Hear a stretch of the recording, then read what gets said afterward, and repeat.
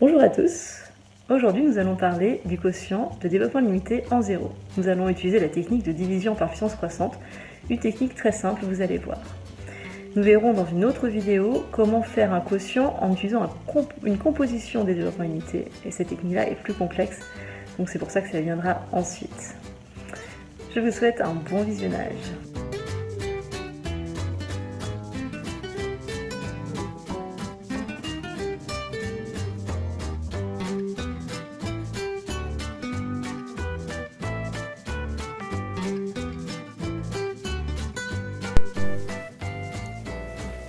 Bonjour à tous, on va donc repartir sur le quotient de développement limité en zéro. Après la somme et le produit vient tout naturellement le quotient.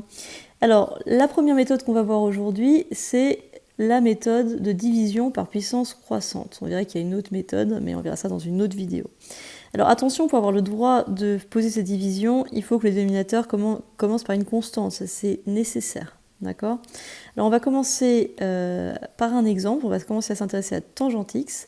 Donc tangente x c'est quoi? C'est bien un quotient, c'est sinus x sur cos x. Alors pour trouver le développement limité en 0 à l'ordre 3, on va commencer par remplacer chacune des fonctions par son dl tout simplement. Rappelez-vous que sinus x, ça fait partie du catalogue des développements limités usuels, il faut savoir le redémontrer à l'aide de la formule de Taylor-Young. Et vous avez observé certainement que sinus x n'a que des puissances impaires et des signes alternés. Ce qui vous donne donc x moins x au cube sur 3 factoriel, mais je vous conseille de remplacer le 3 factoriel par 6, c'est plus simple pour les calculs. Et de la même manière, cos x, on sait que c'est que des puissances paires et des signes alternés, donc on a 1 moins x carré sur 2 factoriel, on remplace par 2, et le terme suivant c'est du x puissance 4, donc pas besoin de le mettre puisqu'on est à l'ordre 3. Ensuite, on va poser la division, donc je vais recopier ce que j'ai écrit là, donc on a d'une part x moins x au cube sur 6, divisé par 1 moins x carré sur 2, pas besoin d'écrire les restes. Et on va poser la division, attention, ce n'est pas une division euclidienne, c'est une division par puissance croissante, et la différence justement tient dans l'ordre des termes, c'est-à-dire qu'on a bien les puissances croissantes, on a d'abord une constante, puis le terme en x carré, tandis qu'ici on a d'abord le terme en x, puis le terme en x cube, l'ordre est vraiment important. Donc là on va utiliser 1 pour éliminer le x, alors évidemment il suffit du coup de multiplier par x, ensuite je vais faire x fois tout ça, et donc ça va me donner x moins x cube sur 2. Ensuite, je fais la différence. Alors quand je fais la différence, bien sûr, les x s'éliminent, et ensuite on va faire moins x cube sur 6, moins x cube sur 2. Autrement dit, moins x cube sur 6 plus x cube sur 2. Donc vous êtes amené à faire moins 1 sixième plus 1 demi. Donc là, je mets que les coefficients, donc on va tout mettre sur 6, donc on a moins 1 sixième plus 3 sixièmes, ce qui fait 2 sixièmes, c'est-à-dire 1 tiers. Donc on obtient 1 tiers de x cube.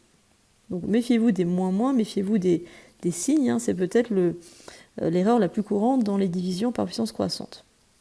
Ensuite, on va utiliser le 1 pour éliminer x cube sur 3, donc je vais mettre plus x cube sur 3. Voilà. Alors là, techniquement, on a terminé, hein, puisque vous remarquez qu'on a l'ordre 3, et c'est tout ce qu'on voulait. Donc à ce moment-là, vous pouvez vous arrêter. Maintenant, imaginez que vous n'en soyez pas encore rendu compte, et de toute façon, c'est quand même intéressant de voir ce qui se passe ensuite. Et bien, si vous faisiez x cube sur 3 fois tout ça, qu'est-ce qu'on aurait? On aurait x cube sur 3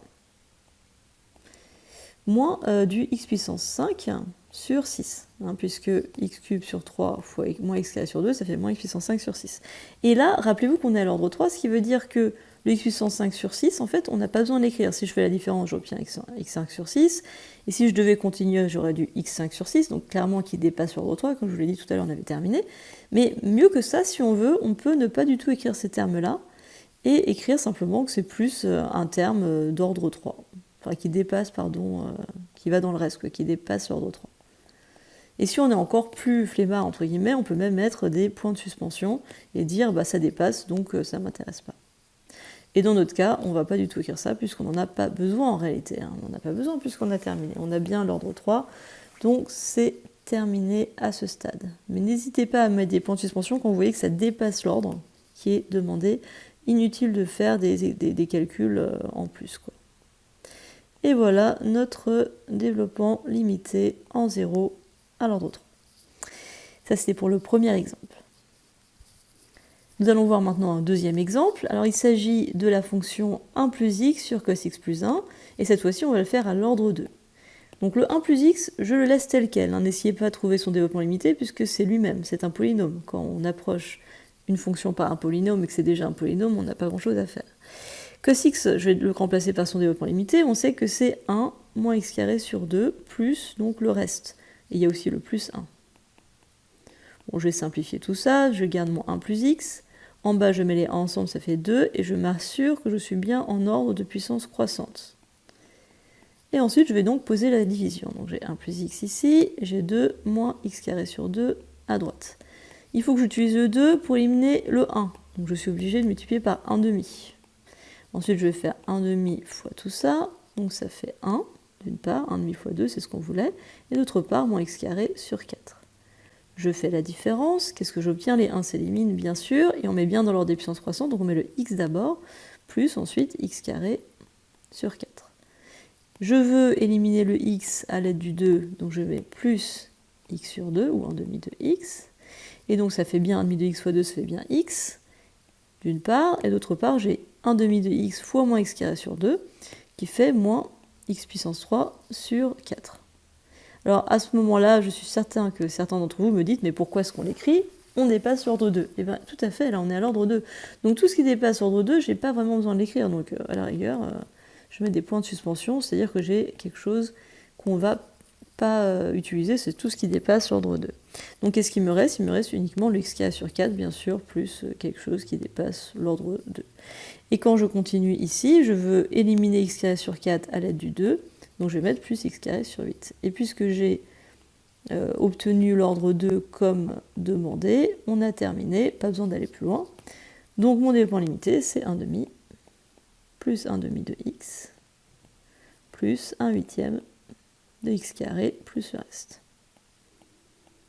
Donc voilà pour les développements limités en 0 de f de x. Ensuite, un dernier petit exemple donc, que je vous ai mis pour justement le cas où on ne démarre pas par une constante. C'est vrai que j'ai oublié de vous le dire ici. Ici, on avait bien une constante, et c'est pour ça qu'on pouvait effectivement poser la division. Donc lorsqu'on n'a pas de constante, qu'est-ce qu'on fait? Eh bien, vous allez voir. Donc on va déjà commencer par trouver le développement limité de ln de 1 plus x. Alors la façon la plus simple de trouver son développement limité, à part le connaître bien par cœur bien sûr, c'est de se rappeler de la dérivée de ln de 1 plus x. Alors la dérivée de ln de 1 plus x, rappelez-vous que c'est la forme u' sur u. Donc ln de u, sa dérivée c'est u' sur u. Et là, la dérivée de 1 plus x, c'est bien 1, évidemment. Donc du coup, on a 1 sur 1 plus x. Donc on va ensuite s'intéresser au dl de 1 sur 1 plus x. Celui-là, normalement, vous le connaissez par cœur. On a dit que c'était un des dl les plus simples, puisque c'est 1 plus x à la puissance moins 1. On peut utiliser la technique 1 plus x puissance alpha, que vous avez vu également en cours. Et donc, du coup, normalement, vous avez vu que ça faisait 1 moins x plus x carré, moins x cube, etc. Je ne vais pas tous les mettre.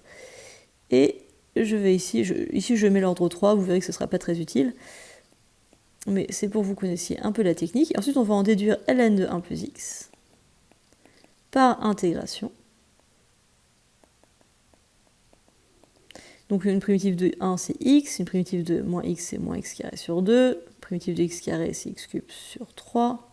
Une primitive de x puissance 3, c'est x puissance 4 sur 4. Et vous remarquez que quand on intègre, on gagne un ordre. Donc là, je suis allée beaucoup trop loin. Pourquoi? Puisque je voulais avoir l'ordre 2. Donc c'était un peu inutile. Mais si je l'ai fait, c'est que je pense que c'est sympa que vous sachiez à peu près quelle est la forme de ln de 1 plus x si ce n'est pas déjà connu pour vous. Donc nous, on va simplement se limiter à l'ordre 2. On va écrire ln de 1 plus x. C'est donc x moins x carré sur 2 plus le reste. Donc je reprends mon petit exemple. Donc c'était un petit aparté sur ln de x, je pense que c'est important de savoir comment trouver son dl. Je remplace donc ln de 1 plus x par x moins x carré sur 2 plus le reste. Et ensuite je divise par le développement limité de sinus x à l'ordre 2 également, et il se trouve qu'à l'ordre 2, il n'y a que x qui reste, puisque le terme suivant c'est du x au cube. Alors c'est là qu'on est un peu gêné, parce que vous vous rappelez, je vous ai dit on a le droit de poser une division seulement si ça démarre par une constante. Alors pourquoi? Parce qu'en fait, si vous ne le faites pas, quand vous allez diviser par x, eh bien vous allez également diminuer l'ordre en fait. Et donc ça ne va pas, parce qu'on n'aura plus que l'ordre 1. Donc c'est pour ça qu'on ne peut pas se contenter d'un dénominateur qui démarrait par un x. Et d'ailleurs, si je simplifie tout par x, vous remarquez que j'ai 1 moins x sur 2, plus donc un terme, un reste d'ordre 1, sur 1 plus un reste d'ordre 1.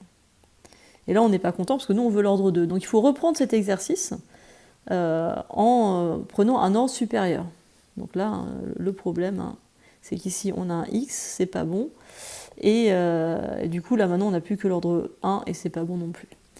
Donc, on reprend cet exercice, mais cette fois-ci, on va bien aller jusqu'à l'ordre 3, puisqu'on sait que si on va à l'ordre 3 et qu'on divise par x, eh bien, on aura l'ordre 2. Alors, allons-y, on a l'ordre 3. Donc, l'ordre 3, tout à l'heure, on a dit que c'était x moins x carré sur 2 plus x cube sur 3. Donc, plus le reste. Maintenant, au dénominateur, pour sinus, j'aurai quand même deux termes. J'aurai donc le x moins x cube sur 6, hein, c'est 3 factoriels, plus le reste. Et si je simplifie tout par x, j'aurai 1 moins x sur 2, plus x carré sur 3, plus le reste. Voilà. Et en bas, j'aurai 1 moins x carré sur 6, plus le reste. Et là, on est bien à l'ordre 2, et on est content parce qu'on a effectivement, comme on le souhaitait, une constante. On a dit qu'on avait le droit de poser une division par puissance croissante que si on démarrait par une constante. Donc là, du coup, on va pouvoir la poser, notre division. Donc on a d'une part 1 moins x sur 2 plus x carré sur 3. Et à droite, on a 1 moins x carré sur 6. Voilà. Alors, donc, je vais poser la division. Donc là, c'est simple parce que c'est un 1. Quand c'est un 1, c'est beaucoup plus facile. Donc, on veut éliminer 1 à l'aide du 1. Donc, on va multiplier par 1. Ça, c'est pas très dur. J'obtiens donc 1 moins x carré sur 6. Je fais la différence. Les 1 s'éliminent. Je mets bien dans l'ordre des puissances croissantes. Donc, je mets bien le moins x sur 2 d'abord. Et ensuite, je vais faire donc 1 tiers plus 1 sixième. Puisqu'il y a un moins. D'accord, je mets au même dénominateur. Donc, j'ai 2 sixièmes plus 1 sixième. Donc, ça fait 3 sixièmes, c'est-à-dire 1 demi. Donc j'ai plus 1 demi de x carré. Voilà. Ensuite, je continue ma division. Donc là, je vais mettre moins x sur 2. Donc ça fait moins x sur 2. Alors, qu'est-ce qui se passe ici? Je vais faire moins x sur 2 fois moins x carré sur 6. Qu'est-ce qu'on observe? On a du x au cube. Donc ça dépasse, donc on ne s'embête pas, on ne le met pas. Le but, c'est d'être efficace. Donc on remarque que les termes en x s'éliminent. Il ne reste plus que le 1 demi de x carré, plus bien sûr des termes qui dépassent. Et là, j'ai plus 1 demi de x carré également. Et on a terminé puisqu'il s'agit de l'ordre 2. Et donc, je peux conclure que ma fonction est égale à 1 moins x sur 2, plus x carré sur 2, plus le reste d'ordre 2. Voilà. Et si on vous demande en plus l'équation de la tangente en 0, vous savez que la tangente en 0, elle est donnée par ce terme-là, le terme de la forme ax plus b. Donc y égale 1 moins x sur 2, c'est l'équation de la tangente en 0. Et si on vous demande la position relative de la courbe et de sa tangente localement, il faut regarder le terme suivant qui est ici. Et puisqu'il est positif, la courbe est localement au-dessus de la tangente. Donc c'est bien local, attention. Car x carré sur 2 est positif. Voilà. On a terminé donc pour cette première méthode. Donc tout simplement, on remplace chacune des fonctions par leur développement limité. On s'assure qu'on démarre bien par une constante, et si ce n'est pas le cas, eh bien, il faut simplifier de telle sorte qu'on a effectivement une constante. Et parfois, faites attention, vous risquez de perdre un ordre. Donc là, cet exemple-là est un peu plus compliqué. Bon, j'espère que ces exemples vous ont plu. Je vais vous proposer quand même 2 exemples supplémentaires pour pouvoir travailler un petit peu chez vous. Vous pourrez mettre dans les commentaires ce que vous avez obtenu. Alors, petite indication quand même, là on vous demande de déterminer le DL en 0 de cette fraction. Faites bien attention à l'ordre des termes, n'oubliez pas que c'est une division par puissance croissante, donc là il va falloir un petit peu modifier l'ordre des termes. Vous n'avez pas non plus besoin de trouver développement limité, parce que 1 moins x sur développement limité c'est lui-même, de même pour x plus 1, mais faites attention quand même à l'ordre. Ici pour ce quotient, eh bien, il va falloir remplacer chacun des termes par un développement limité. Vous allez vérifier que vous avez bien une constante au dénominateur, vous verrez que c'est le cas ici, et vous allez poser donc du coup la division par puissance croissante. Faites attention à l'ordre toujours. Donc n'hésitez pas à me donner les résultats que vous avez obtenus sur les commentaires. Et je vous souhaite une bonne continuation et à bientôt. Après, on verra donc une deuxième méthode pour les quotients. La méthode qu'on vient de voir, c'est la méthode la plus simple à comprendre, mais c'est également la méthode où, on peut faire le plus d'erreurs de calcul, parce que personnellement, je trouve que quand on fait des divisions, on fait parfois des petites erreurs de signes. Donc, c'est un petit peu calculatoire, mais par contre, je trouve ça assez simple à comprendre. Voilà, je vous dis à bientôt et à une prochaine fois.